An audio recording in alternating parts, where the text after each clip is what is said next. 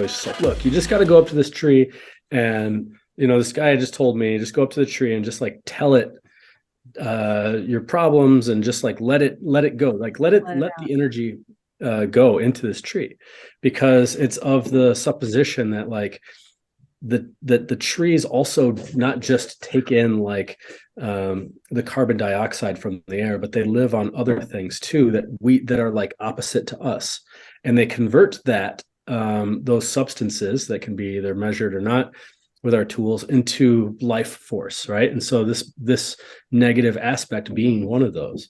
And so here's the guy, and he's going up the hill, and he sees the tree, and he's like, there's the tree, go towards it. And I really want to mention his name, but I probably shouldn't. But anyway, he goes up. Yeah, I think I know who you're talking about, but yeah. uh, he goes up the hill, and he sees the tree, and he starts letting it out, all of his negativity and things that he was been bound up in him. And this is his words, so I'm like recounting. And he said he got the feeling that like the tree was like pulling it out of him. Oh And my so as he was God. getting closer and closer and closer, he was becoming louder and more vocal and even more intense and amplified, like really like as if it was like a punching bag, just like really letting it have it. And but he said that it was, but the feeling that he had was like it was like pulling it out of him, like it was pulling.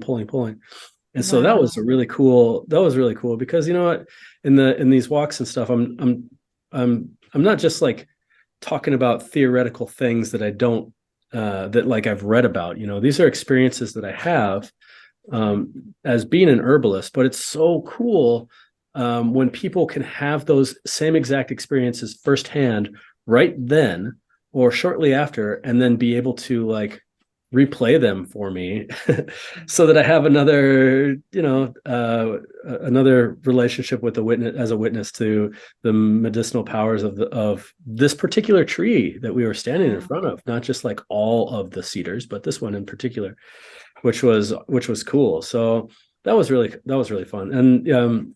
And yeah, just as a group of bears going around to all. And then for me, this was in Missouri. This is not my, I mean, it's the Midwest, but it's 9 hours south of me. So there was some plants that I'm not familiar with, and there was some things that I am familiar with. But one of the great things about that was being able to lead multiple classes and talk about different plants every day for a couple hours, because I am so familiar with these plants as if they're friends, as if they have I have a strong relationship with them.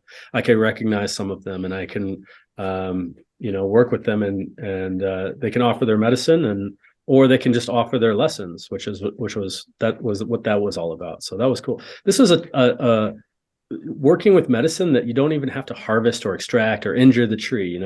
You're just yelling at it and it becomes medicinal. So I love that, because that just sets up a whole field of study of how we commodify a lot of things, but there are so many things that are sacred and healing that absolutely cannot be commodified. And that was a great example of that.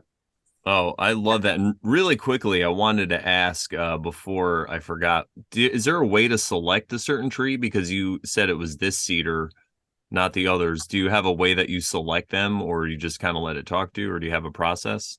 Well, sometimes there is a I don't know if it's like a voice or a confirmation that's like, stop here and let's talk about me. And because I had walked around the grounds, and I thought, okay, here's all the potential plants that I could talk about. Like I could talk about this. And then the second thing I thought about was like, here are the potential spots that people can gather around. And so it just becomes a kind of a flow state after that, where I'm not really deciding anything except for based on like what's in the flow. And in that particular moment, the flow was like, let's talk about this one. And or somebody might ask like, what is this, or what's that? And then it's just like, oh, okay, well then let's talk about that. But I definitely remember it being like not on my mind, and it just kind of pulling me in. So yeah, that's the great thing about the way that I like to teach is in the herb walks is being in that flow state, because then I can really feel like it's not just a matter of reciting things that I've remembered. It's actually going into what the deeper parts of my experience and wisdom with working with the plant, as if it is a friend, as if like I'm standing next to my buddy and telling everyone about my buddy, and then there's some memories I might bring up and some I might not.